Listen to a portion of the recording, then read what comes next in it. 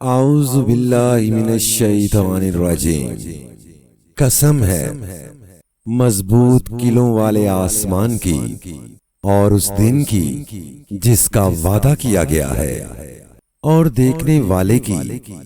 اور دیکھی جانے والی چیز کی کہ مارے گئے گڑھے والے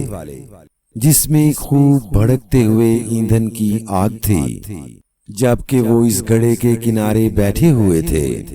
اور جو کچھ وہ ایمان لانے والوں کے ساتھ کر رہے تھے اسے دیکھ رہے تھے، اور ان اہل ایمان سے ان کی دشمنی اس کے سوا کسی وجہ سے نہ تھی کہ وہ اس خدا پر ایمان لے آئے تھے جو زبردست اور اپنی ذات میں آپ محمود ہے، جو آسمانوں اور زمین کی سلطنت کا مالک ہے، اور وہ خدا سب کچھ دیکھ رہا ہے۔ جن لوگوں نے مومن مردوں اور عورتوں پر ظلم و ستم توڑا اور پھر اس سے تائب نہ ہوئے، یقیناً ان کے لیے جہنم کا عذاب ہے اور ان کے لیے جلائے جانے کی سزا ہے۔ جو لوگ ایمان لائے اور جنہوں نے نیک عمل کیے، یقیناً ان کے لیے جنت کے باغ ہیں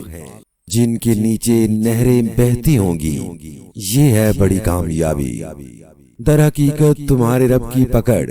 بڑی سخت ہے، وہی پہلی بار پیدا کرتا ہے اور وہی دوبارہ پیدا کرے گا، اور وہ بخشنے والا ہے، محبت کرنے والا ہے، عرش کا مالک ہے،